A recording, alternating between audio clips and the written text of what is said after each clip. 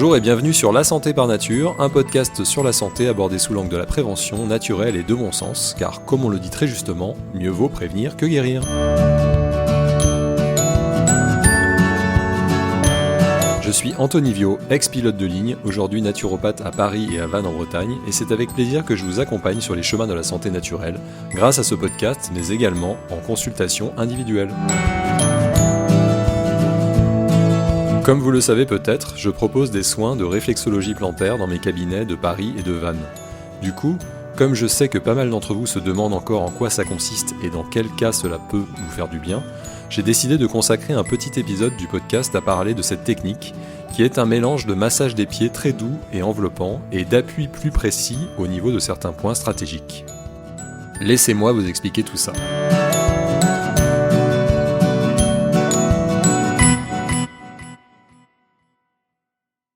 Alors, la réflexologie plantaire, qu'est-ce que c'est ?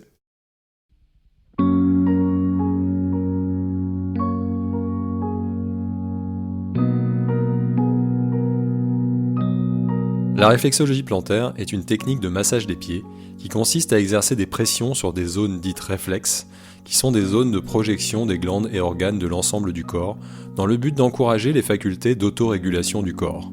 C'est une technique naturelle empirique d'entretien de la santé qui remonte à la nuit des temps puisqu'on la pratiquait depuis des milliers d'années en Égypte, en Chine, en Inde, en Amérique du Sud ou chez les Indiens d'Amérique. Sachez qu'il existe aussi d'autres types de réflexologie au niveau du visage, des oreilles ou des mains par exemple. En effet, la peau est le plus grand récepteur sensoriel et un nombre important de capteurs sensitifs se trouve au niveau des pieds. Chaque pied contient 28 os, 33 articulations, 112 ligaments, 34 muscles, et on y dénombre également plus de 7200 terminaisons nerveuses. Tous ces nerfs sont des voies de communication directe avec notre cerveau et avec tous les organes de notre corps. On peut ainsi dessiner une véritable cartographie de l'organisme sous et sur les pieds. Les praticiens en réflexologie plantaire ont cette cartographie en tête et ne massent donc pas les pieds au petit bonheur la chance. L'objectif est de participer à améliorer le terrain de la personne en rééquilibrant les différents systèmes de son corps, système digestif, système respiratoire, système nerveux, etc. En relançant une bonne circulation énergétique qui peut parfois stagner à certains endroits, en libérant les émotions bloquées, en relâchant les tensions et en drainant et nettoyant l'organisme par une stimulation à distance des organes que l'on appelle émonctoires, c'est-à-dire qui servent à éliminer nos déchets et toxines.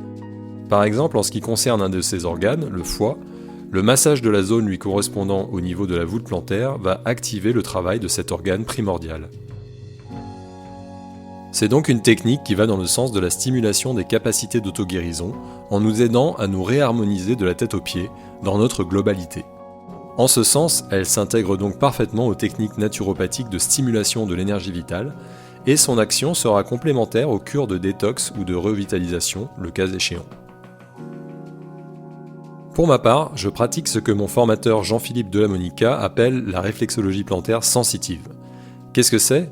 Eh bien, il s'agit d'une manière de masser unique en son genre puisqu'elle se pratique les yeux fermés.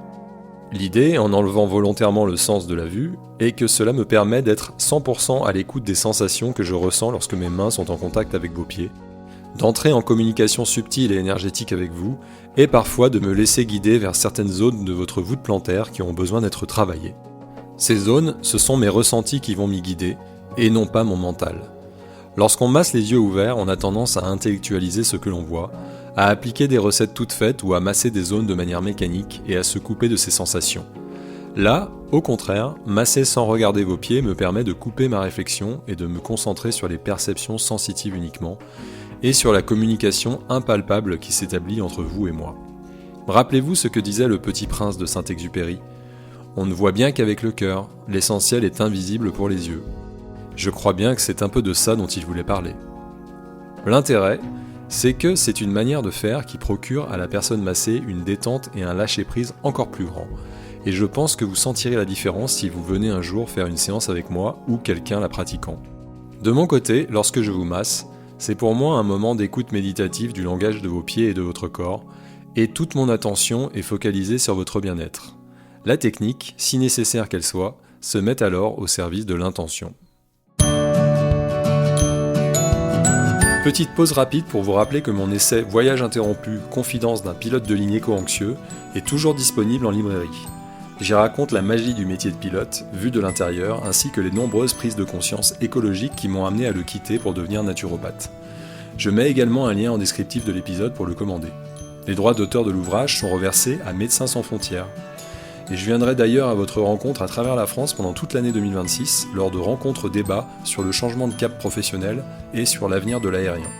Contactez-moi si vous souhaitez organiser une rencontre dans votre association, école, tiers-lieu, entreprise ou librairie. Et maintenant, retour à l'épisode. Quels sont les bienfaits du massage des pieds ?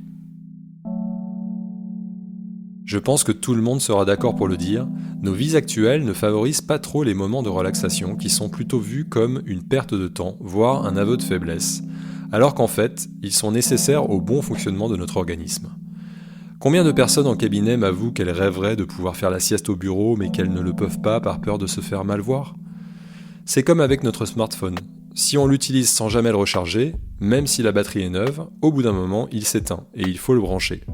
Eh bien, pour nous, c'est exactement pareil. Comment est-ce qu'on se branche pour se recharger ? En dormant la nuit, bien sûr, mais également en faisant des siestes, en allant dans la nature, en respirant au grand air, en prenant le soleil, en méditant ou en mangeant des aliments vivants et crus. Nous sommes faits comme ça. C'est d'ailleurs ce que font aussi les animaux sauvages, qui vivent immergés dans la nature, qui les régénère en permanence. Mais parfois, recharger nos batteries ne suffit pas. Nous sommes sujets à des traumatismes émotionnels ou à des épisodes stressants. On nous en demande toujours plus sans se soucier de notre santé nerveuse et psychique. Alors la simple recharge énergétique sera insuffisante et c'est pour ça qu'il existe toute une gamme de praticiens pour vous aider.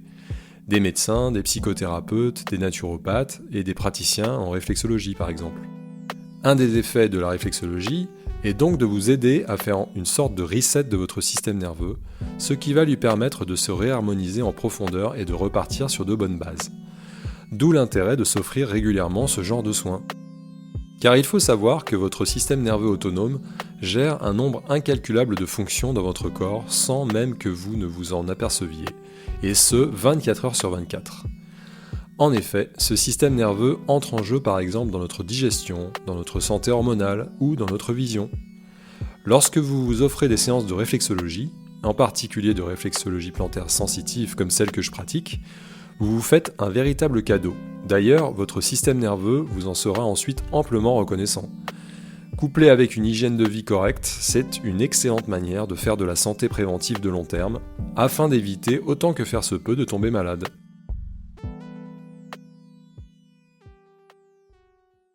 Notre production d'hormones peut également être impactée par notre mode de vie et par le stress de notre quotidien.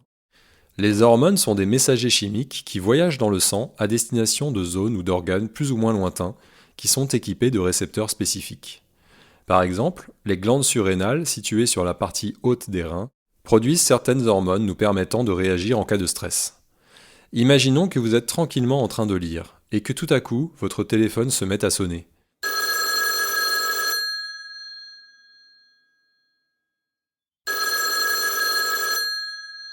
Sans que vous n'ayez rien à faire, vos glandes surrénales vont sécréter de l'adrénaline, une hormone dont le rôle est d'informer très rapidement tout votre corps qu'il faut agir pour que cette agression sonore cesse. C'est une réaction tout à fait normale, car si vous n'aviez pas cette réponse réflexe, vous seriez à la merci de tout ce qui est agressif ou dangereux dans votre environnement, sans pouvoir vous défendre ou vous protéger. Ce qu'il se passe concrètement lorsque cette hormone arrive dans votre sang, c'est que votre rythme cardiaque augmente, votre circulation sanguine s'accélère, votre taux de glucose sanguin augmente car votre foie en libère, votre vision devient plus large, bref, vous êtes prêt ou prête à agir. Si vous avez un chat, c'est ce qui se produit parfois lorsque vous voulez le caresser mais que lui n'en a pas envie. Ses poils se hérissent et il se tient prêt à vous envoyer un bon coup de griffe. Et l'instant d'après, quand il voit que vous avez compris le message et que vous vous éloignez, il se remet à dormir. Son système nerveux autonome repasse en mode repos, que l'on appelle parasympathique, et la sécrétion d'adrénaline s'arrête. Mais nous, lorsque nous subissons toute la journée des agressions diverses, sous forme de bruit de klaxon, de marteau-piqueur, de réflexions de nos supérieurs, des cris des enfants, de notifications sur notre smartphone ou autre, notre système nerveux reste bloqué en mode réaction au danger, qui se traduit par un état d'hypervigilance, néfaste pour la santé s'il est permanent, notamment au niveau de notre sommeil. Et rester dans cet état, ça nous épuise profondément et peut créer des douleurs dans le corps ou des états d'anxiété. Heureusement, il y a une solution. Vous me voyez venir, la réflexologie plantaire.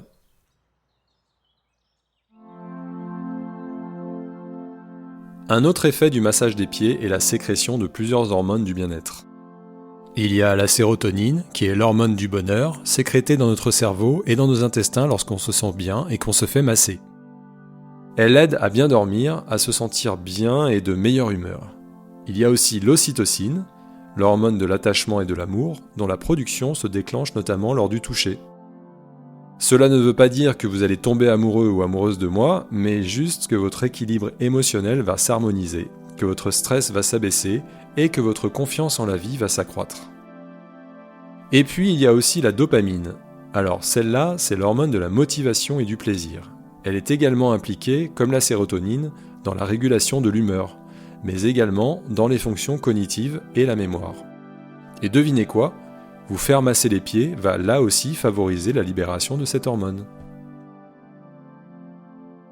Aider votre corps à correctement réguler toutes ces hormones aura donc globalement un effet anti-stress, donc préventif sur le long terme, et cela participera à rendre votre système immunitaire plus efficace.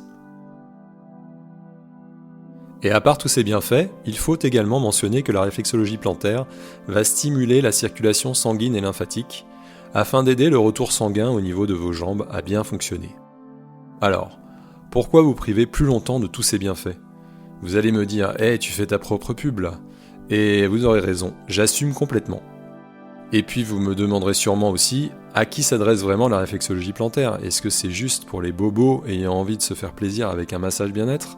Parce que les massages, en général, c'est pas donné. Eh bien non, la réflexologie plantaire peut être utilisée à tout âge et par tout le monde, de manière ponctuelle pour se relaxer effectivement, en cas de gros stress, ou bien en l'intégrant dans le cadre d'une vision plus globale et naturopathique de la santé.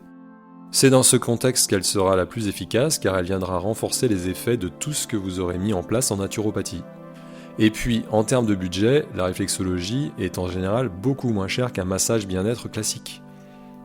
Autre avantage pour les personnes qui ont envie de profiter des bienfaits d'un massage mais qui n'aiment pas avoir à se déshabiller et sentir les mains de quelqu'un d'autre sur leur corps, la réflexologie plantaire est parfaite puisque vous restez entièrement habillé, vous vous mettez juste pieds nus. Elle s'adresse donc à toute personne souhaitant se relaxer, améliorer la circulation des énergies dans son corps en cas de sensation de manque de vitalité, ou donner un coup de pouce à son organisme pour l'aider dans ses fonctions d'autorégulation et d'harmonisation. Elle apporte une sensation immédiate de bien-être et de revitalisation douce. Ainsi, la réflexologie plantaire cumule les effets bénéfiques. Relaxation, soutien de la circulation énergétique sanguine et lymphatique, action sur le système nerveux et aide aux fonctions d'auto-entretien du corps. Certaines études mettent même en avant des actions antalgiques. Il faut savoir que par son action de stimulation de certains tissus et de certains organes émonctoires, les organes permettant l'élimination des déchets du corps, il est possible de ressentir dans les jours qui suivent une séance des effets liés aux toxines et déchets remis en circulation. Ces effets secondaires peuvent être de légers maux de tête ou une sensation nauséeuse par exemple, mais sont assez rares et sont le signe que votre corps est un peu encrassé et a peut-être besoin que vous preniez un peu plus soin de lui. C'est là où ma casquette de naturopathe peut vous aider.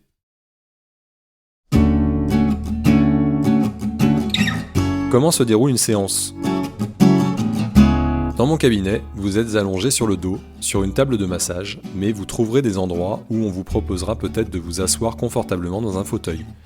Le praticien ou la praticienne est assise à la hauteur de vos pieds et pratique le massage à l'aide d'une huile végétale, parfois agrémentée d'huiles essentielles, et ne vous massera pas plus haut que le haut des mollets.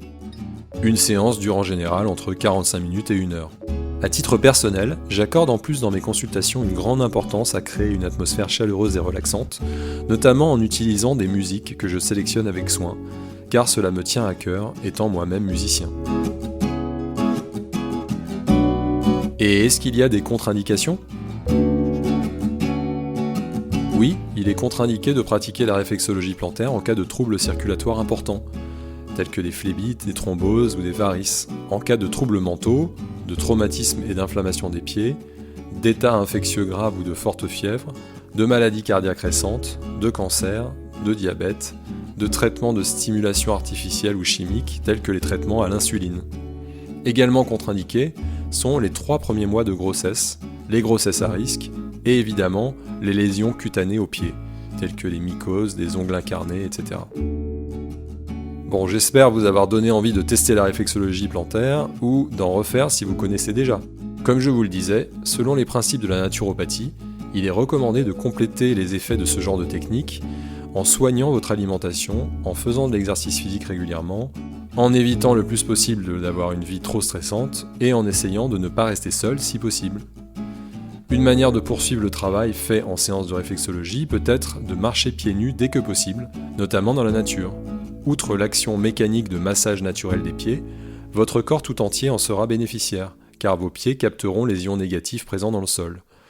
Ceux-ci jouent un rôle fondamental dans le maintien de votre santé, en particulier par leur rôle antioxydant, en réparant les radicaux libres, ces atomes à qui il manque des électrons et qui accélèrent le vieillissement de votre organisme s'ils sont trop nombreux. La marche pieds nus est un retour à l'état originel de l'être humain et permettrait entre autres de diminuer l'inflammation du corps dans son ensemble, d'abaisser le stress et le taux de cortisol et d'améliorer le sommeil et le bien-être.